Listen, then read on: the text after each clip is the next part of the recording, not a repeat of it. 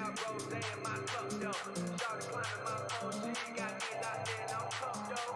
Cocaine in my nose, got rose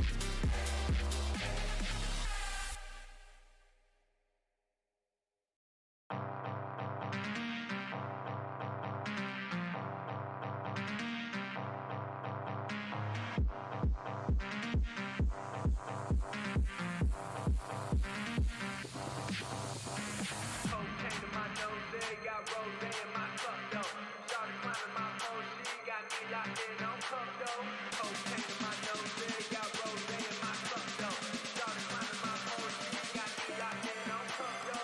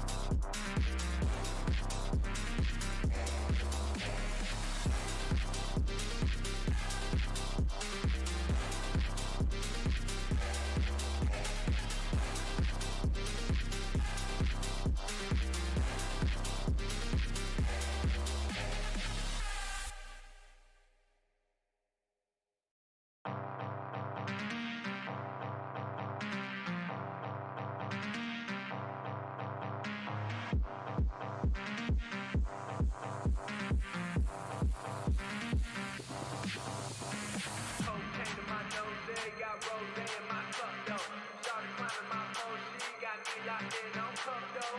Cocaine in my nose, yeah, got rose in my cup though. Started climbing my pole, she got me locked in on cup though.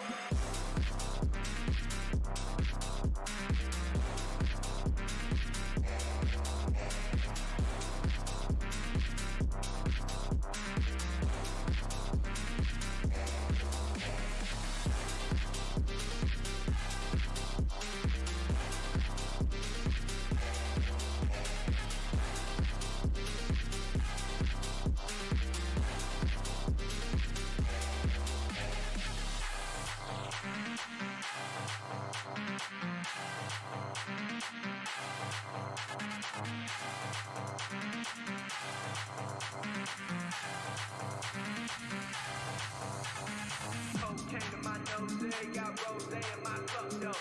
Started climbing my pole, she got me locked in on cup though. Cocaine in my nose, yeah, got rose in my cup though. Started climbing my pole, she got me locked in on cup though.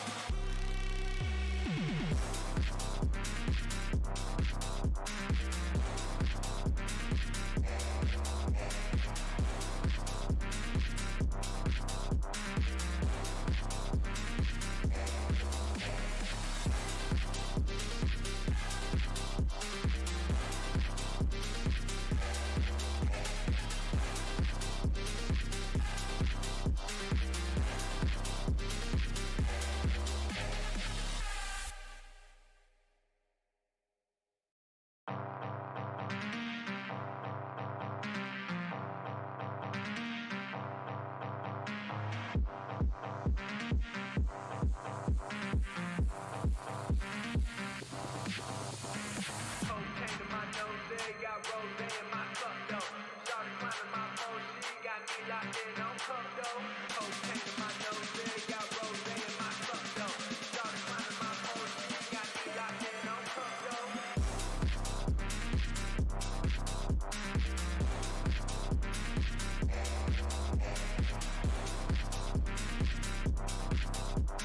Cocaine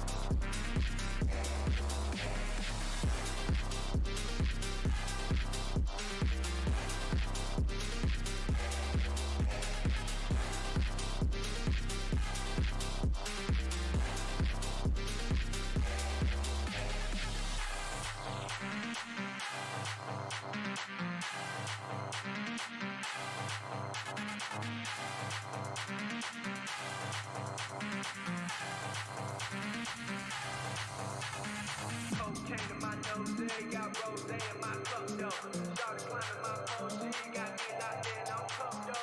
Cocaine in my nose, yeah, got rose in my cup though. Started climbing my pole, she got me locked in on cup though.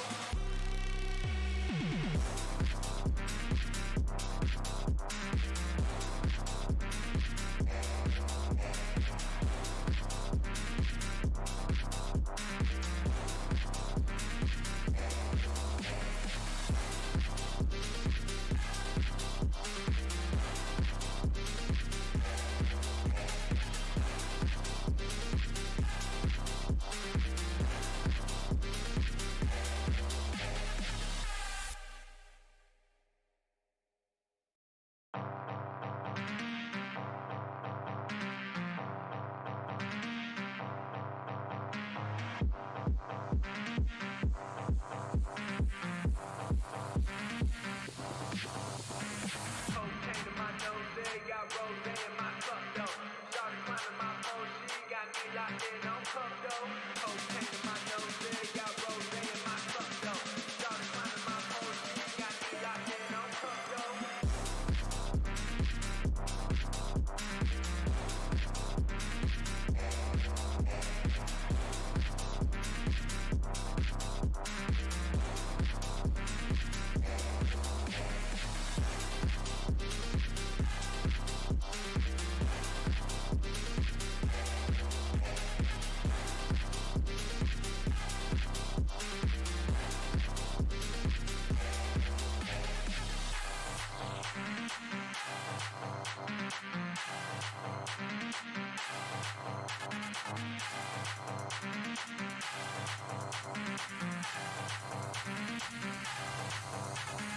Cocaine in my nose, yeah, got rose in my cup though.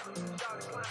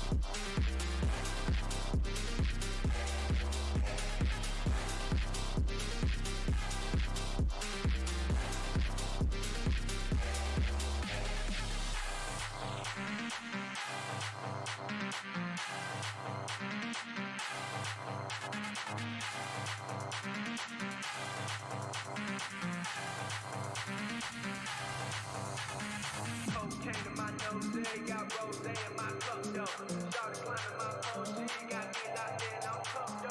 Cocaine in my nose, got rose in my cup, yo. Started climbing my OG, got me locked in on cup, yo.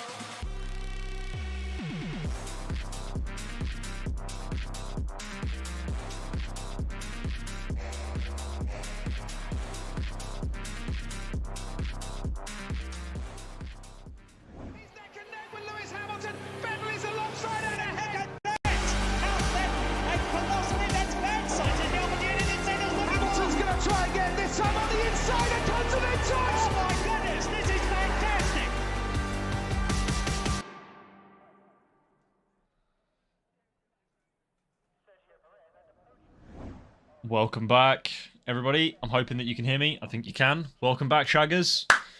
That's not a really appropriate way to open a broadcast, is it? But even still, we're we're here. Let's get the overlay back on. Make sure everything's looking just fine and dandy. Do a quick switcheroo like that, and back to game, or back to game. There we go. We're all good.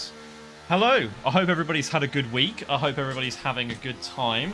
We've got some gamers back this week. We have 15 races, of course, out of the potential 20. No reserves this week either, so it's all for the Championship Challenge. We've got some of the Championship protagonists back in the fold. No Robs, notably, but still have Edster, still have Aaron Chard, still have Losey back in. Ryan Crow, of course, now, but the man who is really running away with it, Khan, is back for week 4. We also have the debut of Pedro Milano tonight. The spring sprint champion, the one-lap wonder himself, is back. What the flip is Edsters up to in the background there? Just weaving off the track on the intermediates, checking his settings by the looks of things. Love that for him. Actually being disciplined in his approach. Like that very much. So, for Pedro Milano, though, Peter Miller, first time back out with the wheel. I guess it makes a pretty big difference from FIFA. Definitely no ultimate teams to be packed here. The only ultimate team that he's got is the Haas F1 team, as we'll know. If you've been a TOTL adjacent individual for some time, it is all about Haas F1 for Peter. The Steiner ship, all aboard.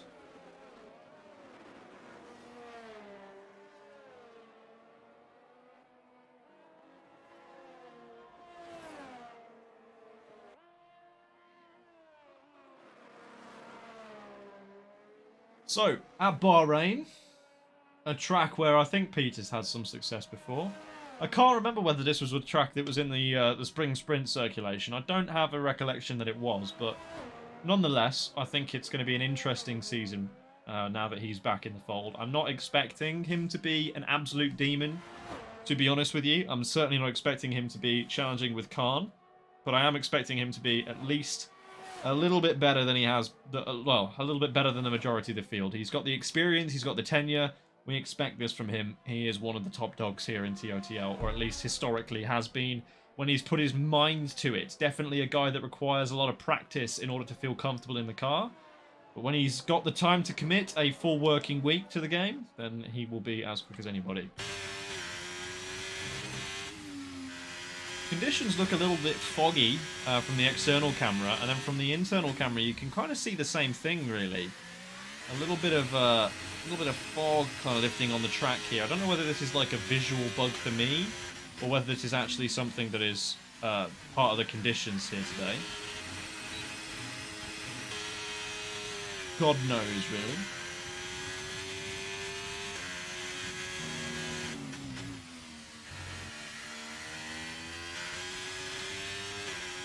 But so far for Miller, this lap has been, you know, somewhat tidy, a little bit scruffy coming out of the double apex hairpin at turn 8 and 9. But I think on the most part, this has not been a particularly bad lap for the boy. We'll see what ends up coming from it now as he rounds into turns 14 and 15. Technically, there are 2 corners here, even though realistically in an F1 car, you only adjust it as 1. Even still, run to the line for Peter. That is going to be a 1:29.4. Setting the benchmark for everybody else at the moment, but that is surely under threat very shortly from Brandon Lodeman, who's on the way through. In fact, it's already under threat by Aaron Chard, a 29.434 to go and take the top of the timing screens away from Peter Miller at the moment. Now, Brandon Loebman on his way to the line, a 30.4, representative of, I guess, the practice that he would have put in this week. EOJ on his way to a 29.6. I guess the only other person that I would be interested in seeing would be the man who's just gone to the top of the timing screens, Ryan Crowe, with his 29.3. That puts him about a tenth of a second ahead of Aaron Chard in P2. But of course, your championship leader, Bilal Khan, still yet to set the lap time to really light everyone up, to really set down the gauntlet of what to chase. But still some competitive lap times here. Top 3 covered by just over a tenth and a half. So that is a really solid first running here for these guys. But I'm absolutely positive they can find the time to get down into the 28s. Maybe when Khan comes out on the track and everything starts to rubber in, that's when we'll see that happening.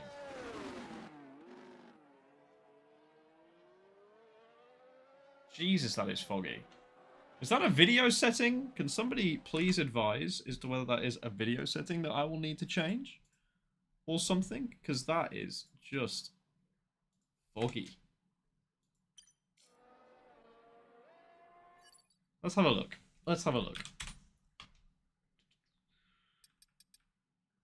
Where would it be? Graphics settings.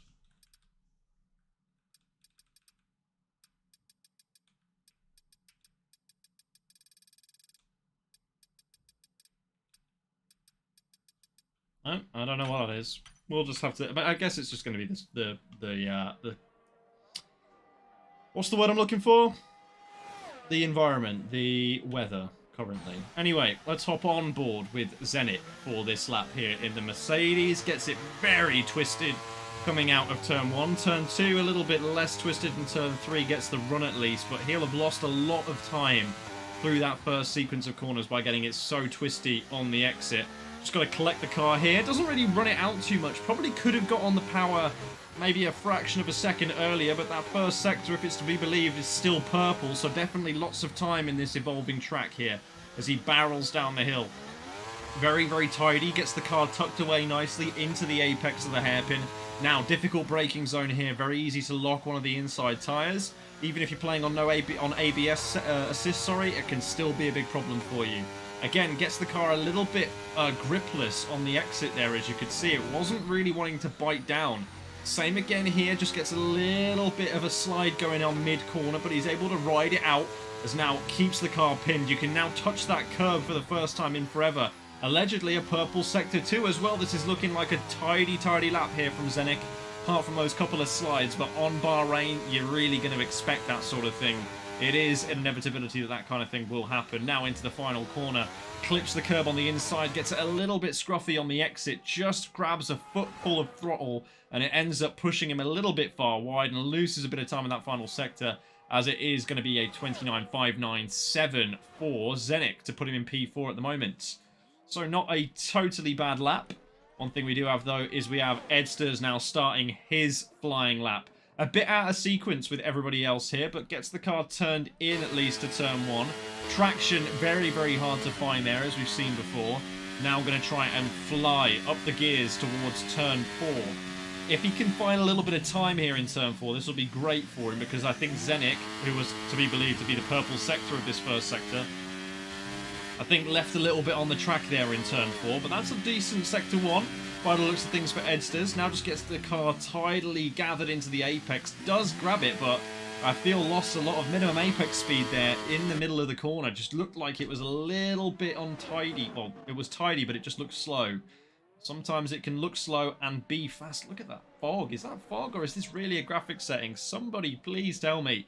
Either way, Edsters coming now into the fastest sequence of corners on the track. Got to try and keep the car as pinned as you dare, really, through this sequence. Should be totally flat through here. And then just going to run it into this final sector. Apparently purple again here for Edsters. This is looking like a very, very competitive lap time, as he now rides the car straight. Battery pretty much going to be deployed in its entirety by the time that he arrives at turn 14. Gets the car in neatly. Doesn't tap the curb from what I can see. Gets it a little bit squirrely on the exit curb, but that shouldn't compromise him too much for his run to the line for a 29.556. Now, of course, the one that everybody wants to watch, Khan, 2/10 up on what Edsters did through the first sector. Now looking to try and do the same again here in the middle sector. It's purple, gets it very close to the apex, in fact, almost over the curve and into the bollard. A little bit of a slide on exit, but it's not too bad for the time being. And hopefully now in this final corner, doesn't want to go and eat too much curb. Grabs a little bit of it. Again, Carr looking a little bit tentative as he tries to put the throttle down. But for the time being, this is almost certainly going to be an eye-watering lap from Bilal Khan. A 28.6. He is so far clear of the rest of the field. That is a real statement out of the box for his first lap. Peter Miller actually on his lap here as well, but grabs a heap of inside curve for his second run on that final corner. I dare say it will be an improvement by 0.2 of a second. It puts him into P2, but he is still 0.8 of a second away from Khan's best lap of a 28.6. That is going to take some serious gumption to beat. So for the time being, Miller not going to be the man that we're going to be looking out for on this one. Edsters, I'm guessing here on an in-lap, just chilling on his way back. Let's have a look at Afro as he sets a 31.7, 6 seconds faster than his previous best, but inevitably somewhere in that lap, his wheel will have fallen off of his desk. What about Meikle? I think he's on an in-lap. AJ, this is looking like a good lap. He's 0.4 of a second up on his previous best time through the first sector. 0.3 down on what the best first sector is at the moment, but we'll soon see whether he can pull anything out of his hat for this second sector. It looks okay, tidy, admittedly a tad pedestrian. As long as he can get the car hustled into the apex there and keep the minimum apex speed up, it should be good here for AJ as he now tries and drives the car in towards this faster sequence of corners here, braking at what would be the 50-meter board, throwing it in left. Probably could have been a little bit more committed on the throttle there. Looked like he was a tad hesitant. Going to use all the track here. No, keeps it within the track limits, actually. Doesn't want to use all the track on the entrance, but will use it again on the exit. Really trying to hustle the car now through these final sequence of corners to make up as much time as we can. We've seen laps go away from people already in this final sector, and now we're going to see whether that's going to be the case for AJ. Looked like a very good final corner there, but whether he got the traction is a different story. It is a 29. It's a 29.3 for AJ. That puts him in third place. Track is evolving, but that was a damn good lap from AJ.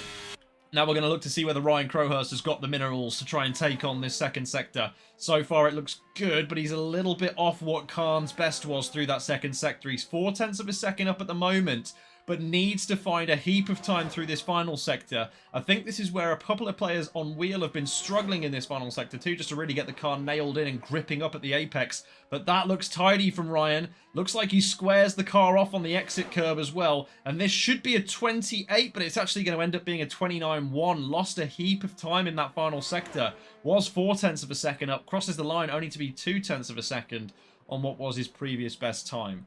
Now let's have a look at the other Ferrari as he comes across the line. Aaron Chard going to improve by a 0.2 of a second, but that still keeps him behind Miller and Crow, with Khan still a unfathomable near 0.7 of a second ahead of the rest of the field. This lap isn't doing anything for EOJ by the looks of things. He's harvesting on his way around the Bahrain International Circuit. As now Zenik, I believe, is starting his flying lap here. Or I think this is maybe his second attempt at a flying lap. He's got a lot of time to find in this one. I think that first sector looked a little bit tidier than it was the previous run around this circuit. I remember, if you remember, cast your mind back a few minutes ago, he got the exit at turn 1 all kinds of slidey when he was on his way out of it. He's up by nearly 0.2 of a second. Again, a further 0.2 off what Khan's best first sector was, but still keeping the car nicely pinned into the apexes. Oh, a huge slide on the exit of the hairpin at turn 7. Now into 8-9. This is going to be a different sequence for him as he needs to make sure he gets the car in. And this, again, just too eager on the throttle on the exit. Has the track to run out wide to. If he just gradually applied that throttle a little bit more conservative with his approach, he'd find some lap time. But as it is, not to be the case. Now just going to absolutely slam the foot to the floor, take the shortest line of entry into these corners. Hope that he's got something in it. This is not a great lap here from Zenik by any stretch of the imagination. just got it a little bit too antsy on the corner exits, trying to make up too much time under traction, and it's just gone away from him. 0.04 of a second over what his best time was, and he's missed the apex of the final corner there by a decent margin. He's going to come straight into the pits with this one. Marbles on his tyres. That is not the final sector that Zenik wanted to see. And as such, I think that will be putting him into his final run now, as everybody comes into the pit lane. We'll be waiting to see what these final runs are going to be looking like.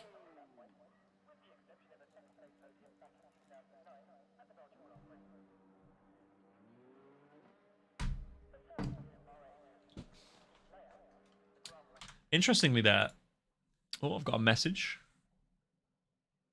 Game volume in the cockpit is a little louder than normal. Okay, thank you, Josh. I will amend that. Let's just change that, shall we? I mean, the cockpit audio is a bit weird at times anyway. So, yeah, we'll just fix that quick. We'll just, we'll turn this down one.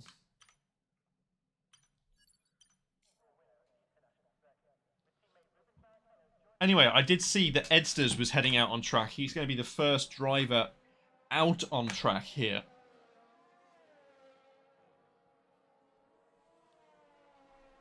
We've got a lot of drivers currently sitting around that 29, early 29s mark, going into the mid 29s, and obviously a big gap back from Zenik to J Rasta with the 29.9. But still, I think there's a lot of time to be found in this lap for a lot of these guys sitting in these early 29s. And the reason I say that is because really, if you've watched some of these laps so far, it just looks a little bit ham-fisted, messy, like they're trying to desperately search for the time, which I don't think is what they really want to be doing here. I think they want to just be trying to drive the car as smoothly as possible around this Bahrain circuit. I really feel that that is what is rewarded at this track, driving nice and smooth. I think AJ isn't going to make it round in time, by the way, for a attempt here. I think he's really going to have to really push on this outlap, and I don't think he's going to make it. Afro definitely isn't making it out, and I don't think is having any intention of doing so. But we'll keep our eyes on that, as I think it is Joshua Johnson who's going to be starting his final flying lap here in qualifying first. He has a lot of time to find. Currently sat in the 30s at a 30.1. He's got a huge lap ahead of him here to try and grab a handful more time. Keeps it tidy on the exit of turn 1. Turn 2 isn't so bad either. Doesn't use all the curb on the exit of turn 3. So, going to have to try and stretch those track limits on the entrance into now turn 4. It looks good, but I think has taken too much of a helping of inside curb and really got the exit nice and squirrely there. Marbles on his front right tyres. That's going to compromise him for grip through this section, as you can see. Really struggling to find the optimal line here. And now a heap more curb on the inside. Goes and runs the car wide artificially to try and optimize his overall run into the next few corners. Very wide on the entrance here, but that is a really nice turn 9. Tucks it in nicely, gets off the curb to try and find the traction too. Joshua Johnson here really trying to press this lap together. And Lord knows he needs it, because he's currently down in 10th, and that is right in the mixer where you don't want to be starting. There is such a propensity for accidents to happen there, and as you can see, AJ did not get around for his second lap. Neither did Leon. So that's going to be a predicament for both those guys. They're going to have to sit and wait as their lap times end up being beaten as the track evolves. Anyway, here for Joshua Johnston, the Aston Martin's in close formation behind him. Huge, huge squirrel on the exit, and I think he's just going to give the lap up for that, really. Didn't look good the whole way through. That is J Rasta slotting in at P2, though. Gets a slipstream from his teammate, Phaser, who slots it in P7 for the time being. Ryan Crowhurst only up by, he's not even up, he's actually over his time by 700ths of a second, nearly 800ths of a second. So this is not going to be the improvement that he was looking for either. He's been bumped off the front row. Can he come back? Khan has improved his time by a couple of hundredths of a second. Crow goes into the 28s. He goes down to a 28.9. It's a 28.9 as well for Zenik. Aaron Chard comes in with a 29 flat. That Miller guy, Peter Miller, comes across the line for a 29.1. That's not going to improve his position either. It's P6 for the spring sprint champion. And as such, again, that puts Bilal Khan on pole position as we full well expected it to. He's been the fastest guy this season by quite some margin. And, well, nearly 0.3 of a second is all that Ryan Crowhurst could get it down to in the end. A really respectable performance from the guys behind, but Khan is just heads and shoulders above the rest of the field at the moment. We'll go to a quick break. When we come back, it's race time.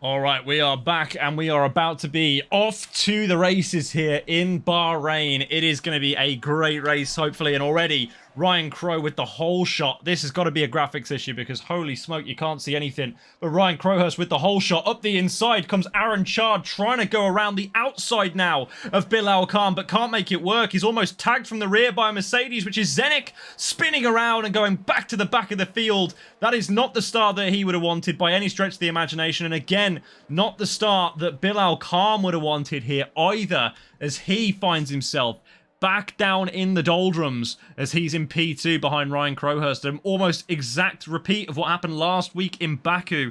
Crow got the launch off the line and was able to get ahead of Khan, keep him behind for a few laps, but ultimately it did not last as Crow was eventually overtaken and massively gapped by the McLaren driver. We're going to have to see whether this time around Aaron Chard can provide any entertainment, whether he can provide any resistance to the onslaught that is Bilal Khan, of course. In this Ferrari, already looks like he doesn't quite have the same pace as the leading duo up front. He's losing touch with them ever so slightly on this opening lap, really having to push to try and stick with them.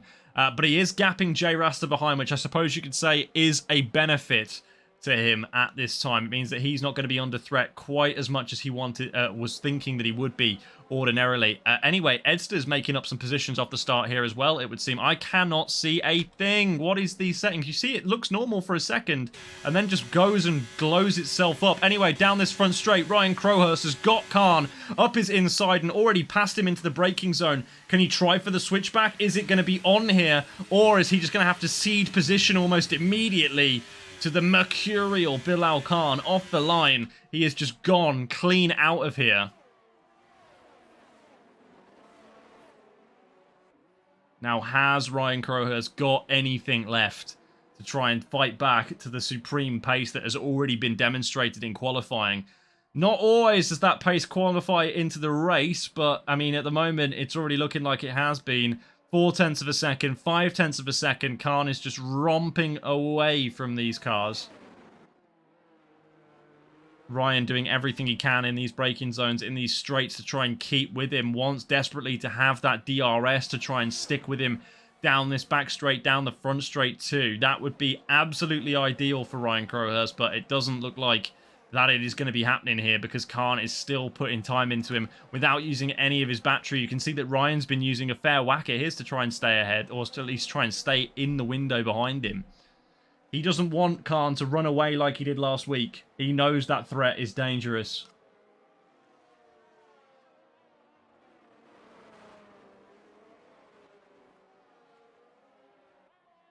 And away they go. Down the front straight, Ryan has to try and tuck into the slipstream, try and get in behind Khan here.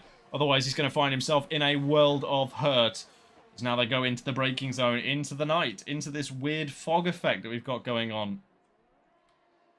For Ryan, this is the lap now that he needs to stick with it. He's going to have DRS just here, so that's going to help him a little bit. But of course, with barely any acceleration through this kind of area, that's not, well, top speed, sorry, with only acceleration, the DRS isn't going to help him that much. Now, on board with him, you can see the different lines that Khan is taking, really optimizing all of the track, a bit narrow compared to Ryan there of the apexes at those two corners at 5 and 6, now into 7.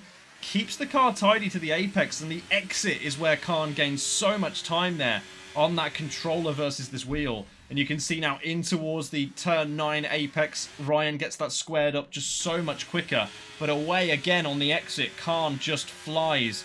With the DRS activated here, though, you'd imagine that Ryan's going to be able to close back in just a tad. And that's going to help him massively in this ongoing fight with Khan at the front. Meanwhile, a bit further back, Miller at the back of this DRS train that's emerged here has got Jay Rasta for company and is setting purple sectors. But the My Guy hasn't been in a race in quite so long. So can that Miller guy be that guy inside of this race to really open up the racecraft a little bit and get a move on with some of these moves? Of course, it is going to be a difficult challenge. You can see this is clearly a graphical bug, by the way. There's a straight line down the screen. Anyway, on board with with Ryan as he tries and hunts down Khan now in the DRS. Long straight here at Bahrain. He's going to start to the inside. He's going to throw a wheel up the inside, as a matter of fact. And there it is, a bit of contact on the exit, you'd actually find out, as Khan now has to try and clap back, and you imagine that he will. DRS activated here for... Oh, never mind. Ryan actually ended up having DRS at the detection zone, and that's going to leave Aaron Chard with a look around the outside, potentially. But nothing going. Maybe the cutback here for Aaron into turns 5 and 6, but again, no room at the inn. Khan defends expertly, but if Aaron can keep applying that pressure to Khan, that might give an opportunity as Jay Rasta sends one up the inside. Was not expecting that move whatsoever, and that has clearly thrown a loop for Aaron. He wasn't expecting it either, just sees an Aston Martin appear up to his right hand side and all of a sudden has to cede position. And now you're going to see Aaron really try and hassle down this Aston Martin, recognizing that his opportunity at a win here might be fading away if these two up front are allowed to get away. No, don't get me wrong, Jay Rasta has pace, but he doesn't have the same race experience that the 4-time champion Aaron Chard does. Of course, that is a different kind of gravy.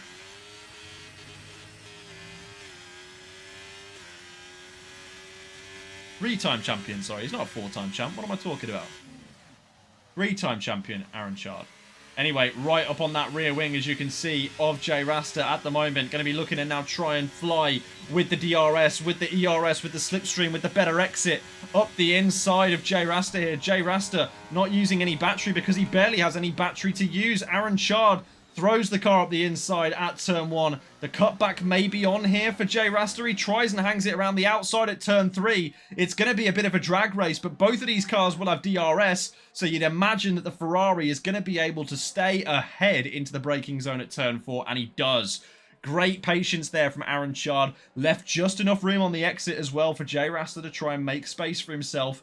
And all the while, Miller just watches that in the background and sees this information coming in. Sees where these drivers are weaker, where he might be able to make a move, whether he's conserving his battery or not. I think that's an important point of note. Anyway, Ryan here has just lost so much touch to Khan over this last lap. He's really going to need the DRS here to help him out a bunch. And further back, I think we've had an accident with Loadsy. He's just dropped a bunch of positions, whether he's been run wide or something, but Ryan here is really pushing. You can see the difference in the ERS as well. 27% plays 78% here for Bilal Khan. He's got so much more in reserve. And that's just a testament to how much Ryan is having to use to try and stay with Bilal up front. That is so difficult for these two guys to try and really keep this battle going on. Obviously, Khan wants to end it, but Crowhurst wants to stick with it. And now with the DRS, he's going to get a load of time back for free on this front straight. He has Aaron Chard in his wheel tracks as well, but I think Aaron's a smart enough racer to recognize that maybe attacking Ryan here probably isn't the best idea. He's got to try and stick with this group as long as he can. And if that means sticking with Khan and building that gap behind Miller to Edsters even more, it just solidifies a guaranteed top 5, really, which I think would be much welcome for Aaron, especially at the start of this season. But what's happened behind here, that has been a spin or a bit of contact maybe for AJ, a man who started in such a promising position, has been spun around, I think, potentially on the exit of turn 3. I don't know who the contact was with, but even still, that's not what you want to see out of the Ferrari driver. He's now all the way far back behind the rest of the field here. Really, 3 seconds down. If there's any damage to that car too, it's not going to be great. But thankfully for the guys out front, no safety car has been called out here. No red flag, no accident happened that was not going to be a problem. They've managed to solve it for now. And now here come the big boys. Ryan still trying to stick with Khan. And this lap has done a bit of a better job of it. No battery really being used by Ryan here. Just trying to accumulate it back. And hasn't really lost as much time as he had done on the previous lap. Now we are 6 laps coming into 7 laps into this Grand Prix. So medium tyres for the front runners. They're all in the same boat. But there is one man who's not. That is Edsters behind in P6. He is the one who is not in the same boat with these guys. He has those front tyres, sorry, those hard tyres on the car. So as these soft tyres, these medium tyres, sorry, these softer compound tyres start to go off, you might see Edsters starting to kind of come to the back of this group. But that's a huge, huge snap of oversteer there for Ryan Crowhurst. And as such, Aaron Chard is going to take control of second place. Now, Aaron will need to use a fair amount of battery here to try and stick with Khan. He cannot lose this DRS. He cannot lose it. It would be catastrophic for the race win here. This is pretty much his race depends on this. If he can stick in that DRS, he might just be okay. He might live to fight. And better still, he'll be able to keep Ryan Crowhurst behind him for longer. But that gap very briefly there looked like it was about to turn over to a second. Thankfully for Aaron, it doesn't, and he gets a helping of DRS down the back straight that closes him in by a couple attempts. And he's now able to just take things a little bit easier behind Bilal Khan, whereas Ryan Crowhurst doesn't have the same luxury, because whatever happened on that lap for Ryan, those little mistakes, that little snap of oversteer seems to have made a little bit of an impression on him. And he too now is over a second behind his old rival Aaron Chard. And that means there's going to be no helping of DRS here for Ryan Crowhurst onto the front straight, onto that massive, massive front straight where he's desperately going to need it. And that time is not going to be easily made back up here. He's going to fall prey, surely, to Jay Rasta behind, who's going to slot the car to the inside, or the outside, sorry, as Ryan defends to the inside. Done a great job at defending, but does that open the door for Peter Miller on the cutback to Jay Rasta? It seems not. But thankfully for these guys, it is all still looking pretty okay. But of course, Ryan, he will be livid, as that is a move from Jay Rasta. That is probably not a very good move. It was certainly a late one. Didn't really commit to it, and as such, had to dip out very, very quickly. Is that another spin for Loadsy? It is! He's round again. Really can't keep the car on the track here. Gonna have to try and spin the car back around so it's facing the right way. But that is just disaster for Loadsy, really, as he finds himself now down in P14. Not what he wanted. And speaking of not what they wanted, Aaron Chard, again, so far off the back of Khan here, has to have the DRS. Thankfully, does have it, but it's not going to help him out as much as it did last time. He has a lot of work to do in this final sector now, as these two, Jay Rasta and Miller, come to blows at the end of the back straight. It's Miller who manages to slot by finally. He's been waiting and waiting, patiently biding his time for that opportunity to present itself. And now he is by the Aston Martin, starting to ease into this race with every lap that goes by, feeling more and more comfortable. You can see it in the way that he's driving the car, just placing it where he wants it. Doesn't look quite so antsy anymore. Out front, of course, Aaron Chard back in that DRS, still looking comfortable behind Bilal Khan. But what I wouldn't be too comfortable about here is if I'm Ryan Crowhurst, I've got Peter Miller coming up my inside and then down past me in towards turn 1. I'm going to have to brake kind of late to defend from Jay Rasta behind.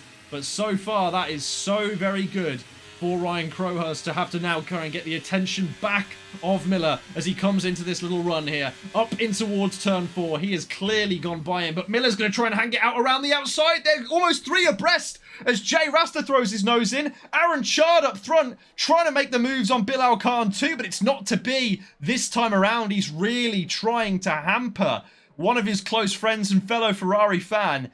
It is going to be Bilal Khan who holds the lead for now, but it doesn't look to me like Aaron's done with this one yet. Like a dog with a bone, he's going to try and hold this one down as Miller still harassing Ryan Crowhurst in behind this too with the DRS now. You've got to imagine he's going to have the run on the Alfa Romeo in towards turn number 10, I'm going to go with. He does up the inside, mirror signal maneuver, repeat of the same move he made last lap on Jay Rasta, but this time Ryan is trying to fight back in the slipstream, in the wheel tracks really, of Peter Miller here. He's got Jay Rasta sliding, kicking and screaming behind him. But these three are going to be a troublesome trio for some laps to come here. I don't think we're decided on this final podium place now that the two leaders have really gone far away from these guys. Now, into the straight. Here we go. It is white on your screen, but we'll switch to the onboard view as Miller darts to the inside the track to try and break the toe. Hits you with that wave dash, but it's not going to be enough. The DRS so powerful here in F1 23. Crow gets alongside and tips it in at the apex, but there's an Aston Martin there for extra company on the entrance into turn 2 and 3. Up the inside, Jay Rasta. Great racecraft from these guys, showing respect to every corner they go through. Miller was P3, down into P5. This battle rages on in the desert as these guys look for another opportunity to try and slot one up on each other. Aaron up front, though, has made a mistake of some kind. He has lost the DRS now, and this might be what we saw last time out in Baku. This is going to be the opportunity, I think, for Khan, where he just runs away with that superior pace. He's just going to have it by the looks of things, and he is going to clear off at the front of this one. But what is going on with these guys behind? Has Jay Rasta got the speed with the DRS to pull up alongside Ryan? He does not. So as it is, he holds position behind the Alfa Romeo now in P4. But he's going to have that DRS, of course, coming up to that front straight very shortly. That's going to be a great deal of action for these guys as they're... If Miller is close enough as well, bear in mind, he'll be able to sail close to, if not past, Ryan on this straight. I think we're also starting to get to that point in the Grand Prix now where maybe it's just the fact that these guys are tripping each other up. Maybe it'll be down to the fact that these guys might have a little bit more left in the tank or the tyres just going off. But Edsters is closing that gap in behind them as well. Jay Rasta on board. We see it from Miller's POV. These two scrapping it out into the braking zone. Red light flashing for Jay Rasta. That means that he's not got much battery remaining in his ERS recovery system. But he parks the car beautifully on the apex of turn 1, which blocks Ryan at making any kind of switchback. Does Ryan have the drive up into turn 4? I don't think he does. So he's going to have to hold position for now, unless maybe there's a mistake made by Jay Rasta or a missed braking position in towards one of these hairpins at turn 7 or turn 9. Just maybe he can do a Fernando Alonso up into turn 9. That would be a sweet move, wouldn't it? But as it is, he's practically pushing him around turn 7. He's got Miller in his wheel tracks as well. These guys cannot be separated. They're in such a battle here, and it's so tight. Now up the inside, it's just going to be another look here, I think, for Ryan, if he can get the traction. He can't really get it off the corner. I think the tyres are starting to feel the wear now. As you can see, all of these guys struggling for grip on the exit of corners. On the entrance, the front still look like they're biting fine. And for Ryan, taking that shortest line of arrival into the corner, really wearing out those fronts a bit here. He goes wider on the exit. On the apex of that corner, but it's going to carry the same amount of speed through as the car in front, Jay Rasta, as he now presses on. You don't want to get ahead into the braking zone. You can hear the lift, actually, from the note of the engine from Ryan Crowhurst as he realises he does not want to be ahead into the final corner, but he's got the final corner all kinds of wrong, and that gives the opportunity not just for Miller behind, but also for Jay Rasta to get away from him a little bit and potentially not present an opportunity in towards turn 1. He is going to be far enough away by the looks of things, but does Miller consider a move? No.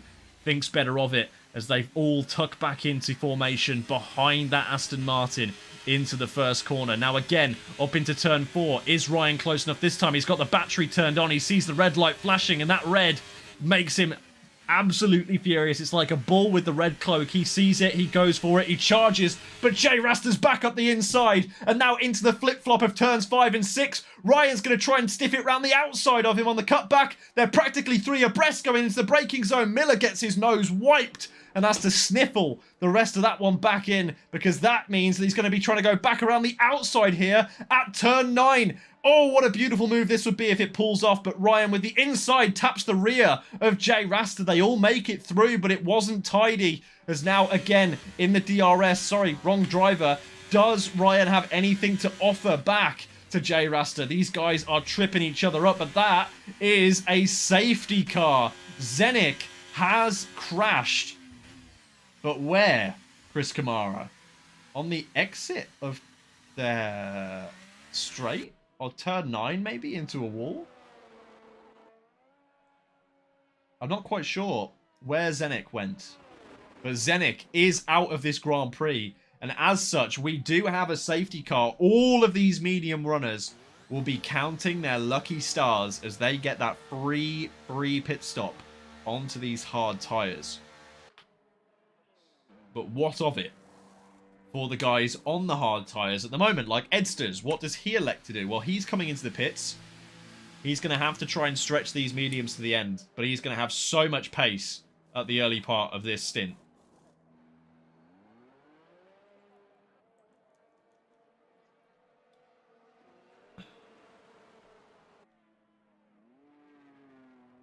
As pretty much every driver on the grid filters into the pit lane. Afro does the same. Loadsy on the hard tyres, I think, will do the same. AJ should do the same, really, here. This will give him the free stop that he needs to get onto some tyres to take him to the end of the race. But everybody on fresh tyres now. Everybody on different tyres, too. Obviously, the front 5 all on the same strategy. In the pit lane, Ryan actually got jumped by Miller. Not quite sure what happened there, whether Ryan shouldn't have been held. It's not one of those pit stop settings, so we'll see.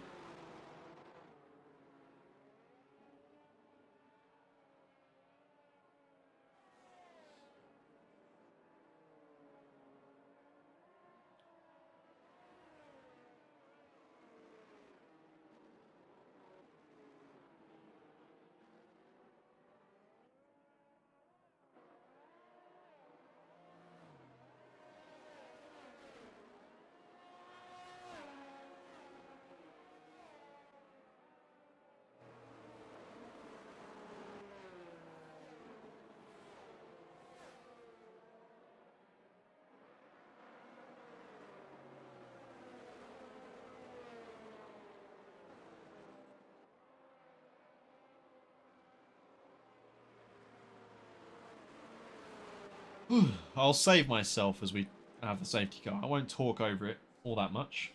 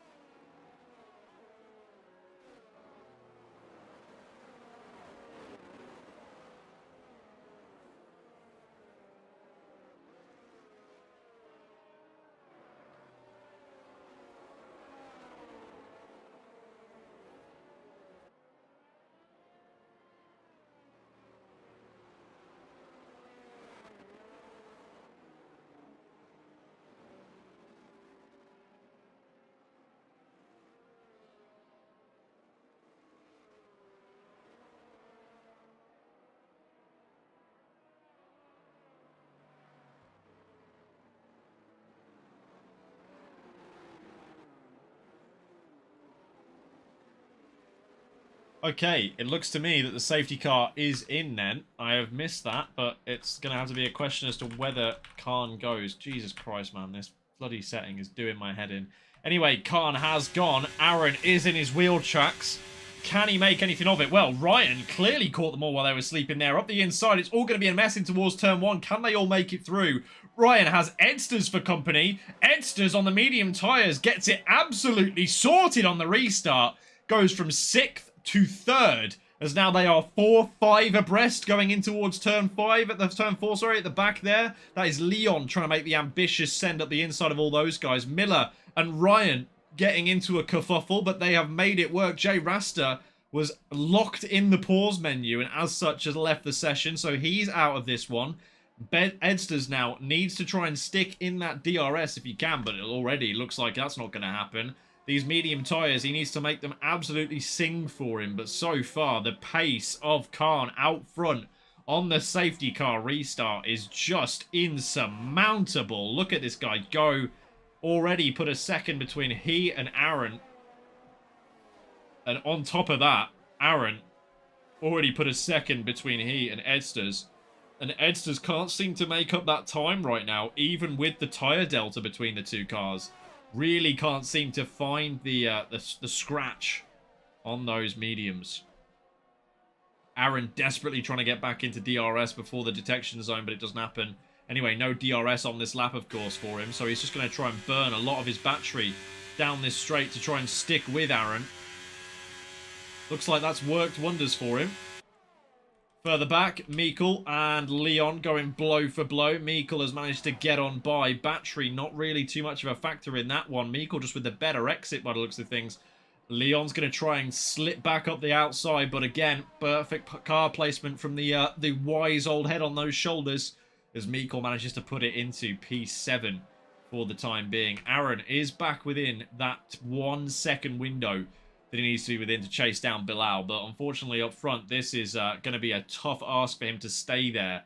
These hard tyres are yet to really get into the window where they're going to be really performing, and for Aaron they're going to be unfortunately at the same time that Khan's tyres are performing, so he needs to find something here on this lap to really hanker down in towards that DRS window. Khan has used a fair whack of his battery, to be fair to him, so Aaron just needs to try and use a little bit more just to get in there and then a hang in there. He's been given a second lease on life here, really, because he lost it the first time around.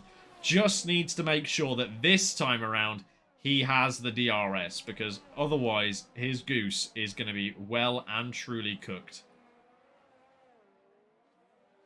Interesting again, though, that Edsters cannot stick with these guys' pace up front, despite the fact that he is on the better tyres for the job. So you imagine that when the time comes and those medium tyres start to die, he's going to start falling backwards again into the clutches of Miller and Crow. Now this is where Aaron needs a good exit. This is where Aaron needs to get the DRS, and he's not got it. He's not got the DRS by the detection zone there, so he's going to miss out on it for this straight at least. Needs to have something extra for these next sequence of corners to make sure he has DRS again on that back straight.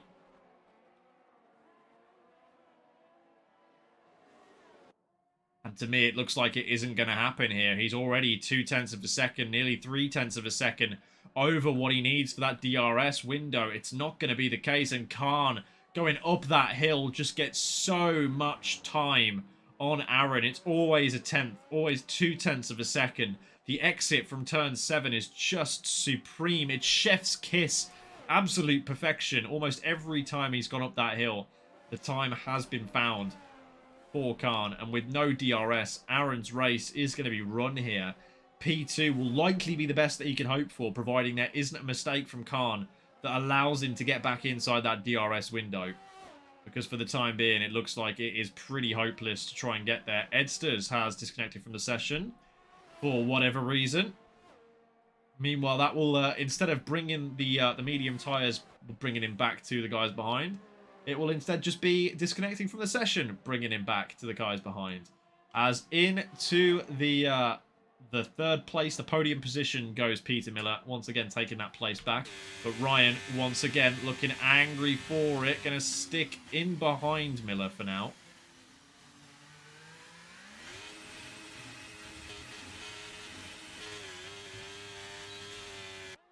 There is still a strong chance that these guys can get another safety car out of this.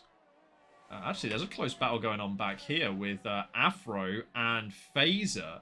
Afro with the DRS. Is he going to try and make a move on Phaser here? He's considerably quicker, but no. Elects not to go for the move that time around, but it is a good battle going on at least. Afro up into a point-scoring position. It is looking good for my boy here. Just needs to try and stick in the DRS for the time being, and he will be in a great spot, really. Oh, bit of a slide there on the exit. That's not going to help him, and now he's out of the DRS now. Unlucky. I had to jinx it. Speaking of DRS, though, Aaron is, again, pushing a little bit to try and get into the DRS of Khan here. He is so very close to it, but it's just mid-corner where Khan leaps away from him.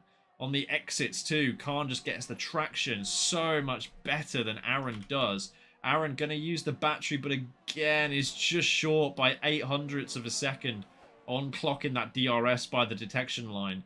So he's going to have to keep fighting for it. One person who... Oh, Miller has spun. Miller has spun round, and Ryan has had to stop for him for some reason, and that promotes EOJ into third place. I don't know what happened there, but Miller lost the rear of the car and span around. Ryan stopped dead in the track as an attempt not to hit him before the car ghosted. And as such, EOJ in the Alpine takes a very handy third place for the time being. Now, does Miller have the pace to catch back up with this guy? Or is it going to be a window that is just going to be lost here in the seconds in between? Ryan, a little bit off the pace for a second there, as he's losing touch a tad to Miller.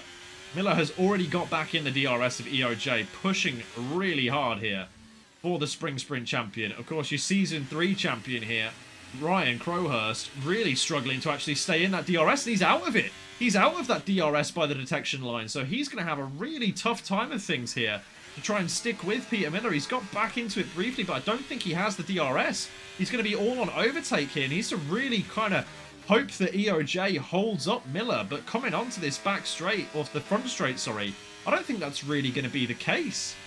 I think Miller's going to be able to dispatch him pretty quickly, and Ryan needs to make sure he has the DRS for then. Otherwise, he's going to be in a world of trouble. He's got Leon behind. He's got Meikle behind. He's got Joshua Johnston behind. That's going to be a very, very difficult ask. But I think, thankfully for Ryan Crowhurst here, he is just about going to have the DRS by the detection zone. And as such, should have it down this straight. So he will gain some ground. But Miller is definitely going to clear EOJ here. There's going to be no hope of that move sticking around. And there we go. Miller all the way, clean up the inside long before the braking zone, I feel, as well. EOJ not really going to be able to offer much of a defense to that one too. So now the question comes, how quickly can Ryan Crowhurst get by EOJ here to make sure that Miller doesn't get too far out of that DRS? I think there is a big pace discrepancy between these guys. So I think it's likely that we'll see EOJ drop back from Miller here. Just about Ryan. He cannot let this time slip.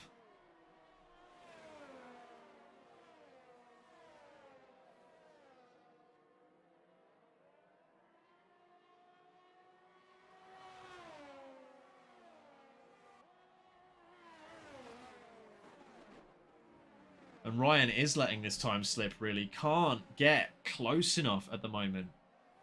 Stuck about 9 tenths, 7 tenths, 8 tenths of a second, but really wants to be a bit closer than that. He has been having to defend from Leon a little bit, but Leon has just lost that DRS now, so Ryan needing to stick with it. EOJ actually doing a really formidable job of sticking with it, by the way. Just a big shout out to him here. I'd be curious to know how much battery Miller has used. Actually, not that much compared to EOJ, who also hasn't used that much, really. But let's see whether EOJ has anything in the locker here. Can he come back at Peter Miller down this front straight with the DRS assistance? I would bet that he probably can. From 3 tenths of a second back, has EOJ got the pace? Well, he's got the overtake button on. He's going to get by him so early on this straight. No defense that can be offered up there by Miller. Ryan Crowhurst is still a little bit too far back, but this two, if these two start fighting and EOJ starts holding Miller up, he'll be right back where he wants to be. So just a little bit of patience here for Ryan might do him good, as we seem to have lost Leon from behind this trailing trio.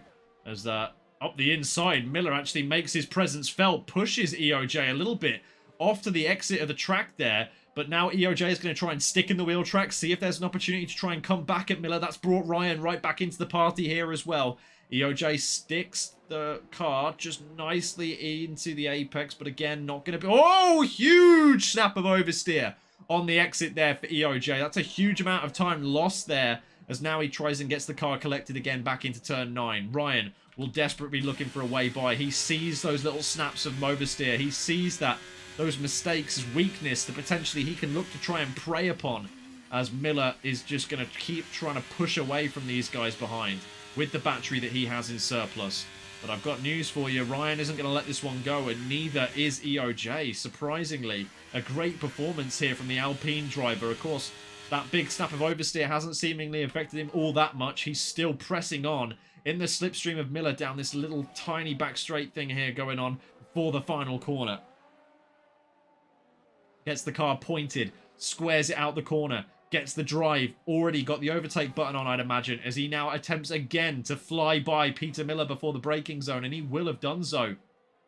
Pulls back in as he slams on the brakes, and Miller has to just lift off and make sure he doesn't have a bad exit. But here we go, trying to do the same thing again, the cutback.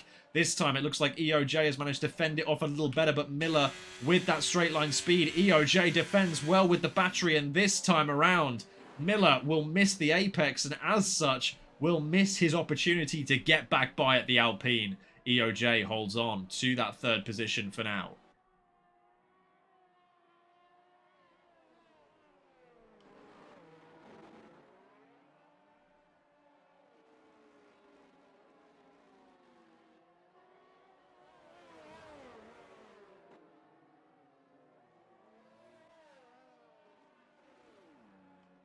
Here we go then. Does Miller have anything for EOJ here? It seems not. 0.3 of a second back isn't really going to be close enough to throw any shapes. But there is a man who's actually dropped to the back of Mikkel here. That is Afro. Again, in a position to try and score some more points than he already is here today. Looks like he is on the charge, or at least trying to hunt down Mikkel. But Mikkel's got that line sorted, and I think we'll just have that pace a little bit extra. Actually, Afro really strong through this second sector. Reeling Mikkel in, actually, through this second sector. Gets the apex caught nicely there, too. Defensive driving coming out from Mikkel a little bit.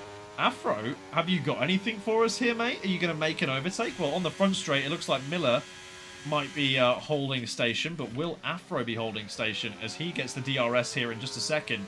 Gets it pulled on nicely. Is Mikkel going into the pit lane? He is. Mikkel must have damage of some description. That promotes Afro to 9th place.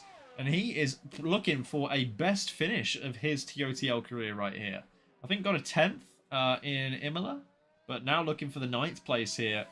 Got to hold off Loadsy in the meanwhile. But still, a really solid result for my good mate. You can see on the steering wheel here. Actually, that's not true. The steering wheel says that Miller's got no battery. But in reality, he has about 50%. The EOJ is providing real problems here to these two championship drivers behind, really. He's actually doing a number on them. Keeping them well at bay. Really controlling this P3 battle for the time being. I think things up front with Aaron and Khan have been decided now. I think Aaron does not have the pace left anymore and has just accepted defeat. With 6 laps to go, we'll take the points from P2. It has been a rocky start to the season for Aaron Chard. And it's really nice to see the champion back in some good form. Taking home some solid points in P2. A podium place for him would be wonderful this time around. Anyway, Miller in the wheel tracks this time. In the slipstream. Gaining. Pulls to the inside. And will outbrake, potentially, EOJ into the braking zone, but EOJ is going to have the inside for turn 2. It's going to be tight, but again, concedes position. Looking to now try and get the run back on Miller in towards turn 4. Miller has the DRS, though, and that's not going to help matters for EOJ, as he's now going to have an invitation up the inside from Ryan Crowhurst. A bit of a scrappy exit here as these two come into turns 5 and 6. It is Ryan who's cleared him, though. Beautiful move, good racecraft between the pair of them, and now Ryan needs to really set his sights on keeping in touch with Peter Miller, because already he's out of the DRS And Miller will know it. Miller will have that battery burning as soon as he can. Ryan has more battery to burn here. But even with that in mind, Ryan has to really hustle down for these last 5 laps of the race now to get onto the back of Miller, to try and secure that P3. He needs those points desperately. Missed the first 2 rounds. So does Miller, to be fair. Missed the first 3 rounds. This is the first race that Miller will be attending. But Ryan, with a second last time out, will be looking to build on that momentum with another podium. And he is going to be back inside of that DRS temporarily, but not forever. He's going to have to try and run that battery a little bit lower just to ensure that he gets it by the detection zone, which he does. And now he will start that run on Miller with the DRS. He will gain so much time here on the exit of the corner and now onto the straight. There's a yellow flag being waved in Sector 3. It's Loadsy. Is he up and moving again? Or is there damage to the car? Looks like he's up and moving again. Spun around, I think. Getting a bit close to Afro. Not sure what happened. But even still, this 4 P3 are still getting feistier and feistier.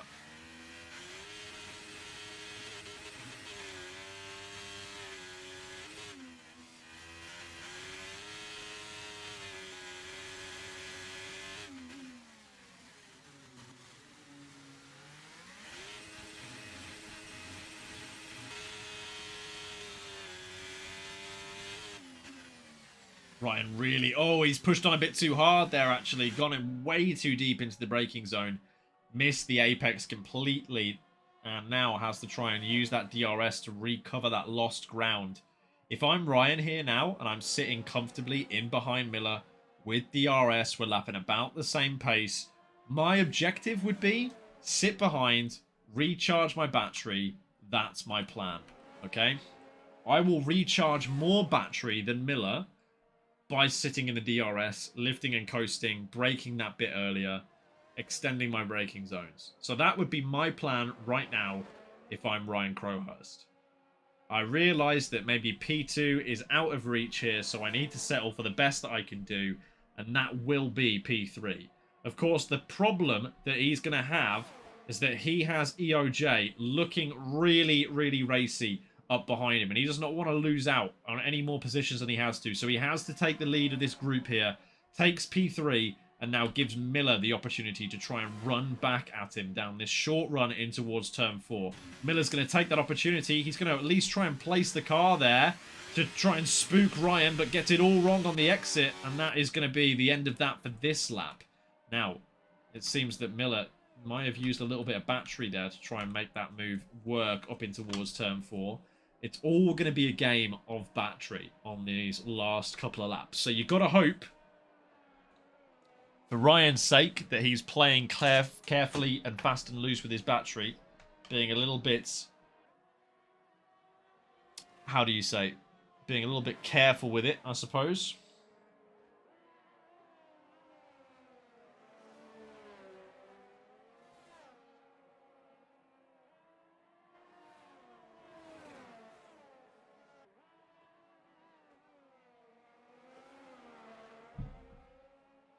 Oh, that's the AI of AJ getting in the way there, but I think all these guys are going to be cleared from that beautifully. Nice and easy. No one's getting an unfair DRS advantage like Ryan would up front.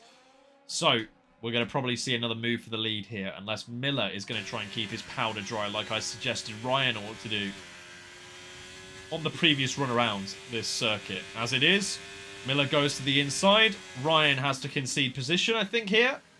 As long as there isn't an Alpine trying to snatch back at him, I think he'll be relatively happy. Just sit in behind, get that DRS, and just chill for a minute. Doesn't need to do anything crazy.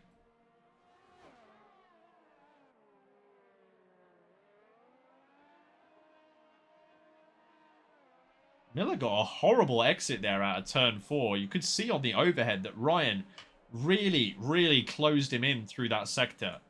This helicopter cam is giving us a great perspective of where these drivers are going to be strong and where they are weak on this Bahrain circuit. And as such, you can see Ryan Crowhurst is just rumming up to the back of these guys on repeat in the braking zones, but on the exit seems to suffer that a little bit more than the guys around him.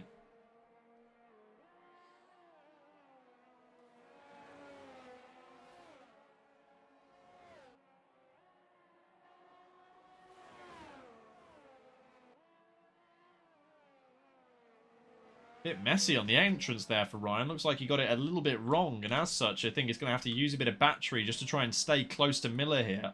It is going to be their penultimate lap starting as Bilal Khan crosses the line, so these guys are going to have 2 more runs at each other, this time and the next, as Ryan thinks about turning the battery on, but realises the DRS will likely be enough from this range, and now this is where he's going to have to wait and see what Miller's strategy is going to be. Is Miller going to try and push him on this next lap, or is he going to try and overtake him at the end of the next straight, or is he going to leave it even later in the lap to try and make his move with the DRS? I think for the time being, we've got to be considerate of the fact that EOJ may be able to clean up the pieces of both of these two guys who have been squabbling over this position practically all race long. So what is it to be, guys? What are you planning?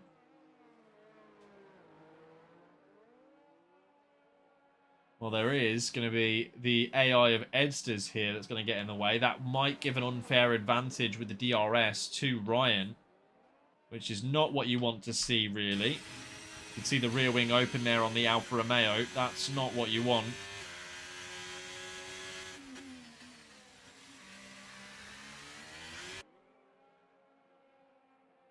It seems that all of these guys now are going to be clear of that Red Bull, and EOJ has lost a fair whack of time, I think, trying to negotiate it in the braking zones.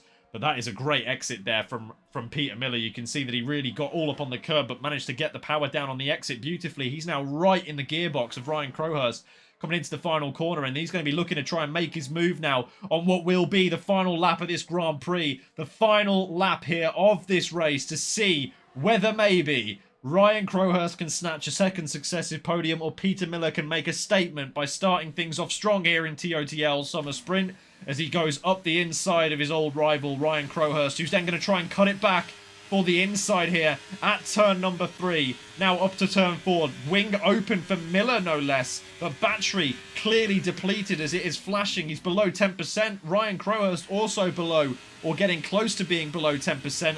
One more opportunity really for Ryan on this lap to try and make his way by Miller, but Miller's had a really good exit out of turn 4 there and through turns 5 and 6. And there may be another rogue AI car in the way here to give DRS if Miller is lucky boy. I don't think it's going to be the case, but even still, into the braking zone there we go. Ryan very, very close on the back of Miller, but he's screwed the pooch completely on the exit. That's allowed EOJ to come through. Miller surely now going to have absolutely solidified his P3, but can Ryan squeeze back the P4 up the inside into turn 10? EOJ tries and hangs it around the outside. Both these guys not giving an inch to each other, really fighting for this one. Ryan tries and throws it back, both of them with no battery left to spare, giving no quarter.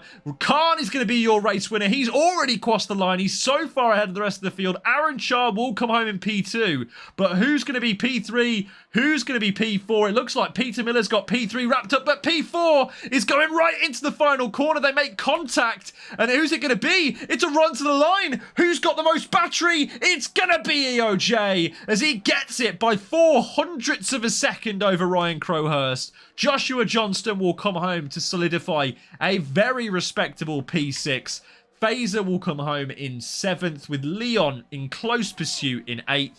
Loadsy, P9, after a pretty unravelling race for the guy, unfortunately. In fact, it won't even be P9 here, because he has got Meikle in his wheel tracks, and Meikle, with the penalty applied that Loadsy's managed to accumulate at 3 seconds, will take that P9 off of him, if not before the line. And as such, that unfortunately means that for our final finisher, Afro, he does not score points today, but a damn good effort nonetheless.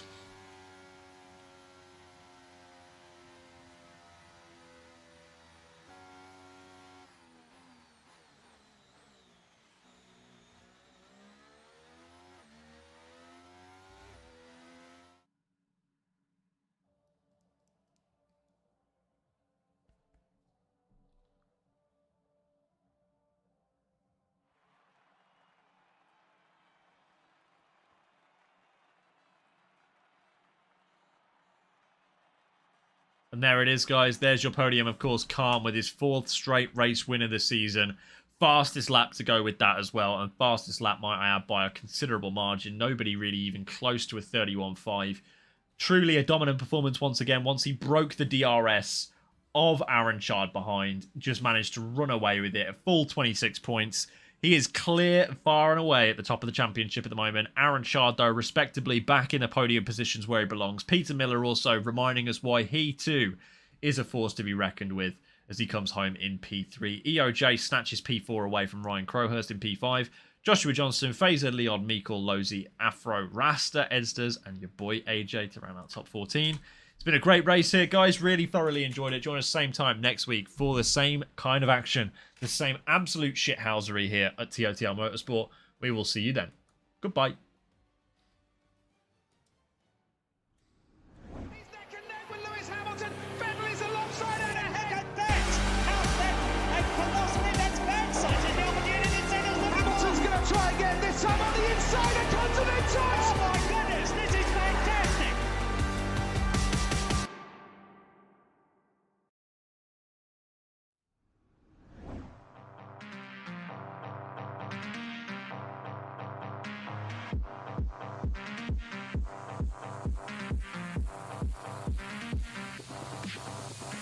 Cocaine in my nose, there got rose in my cup though. Started climbing my OG, got me locked in on cup though. Cocaine in my nose, there got rose in my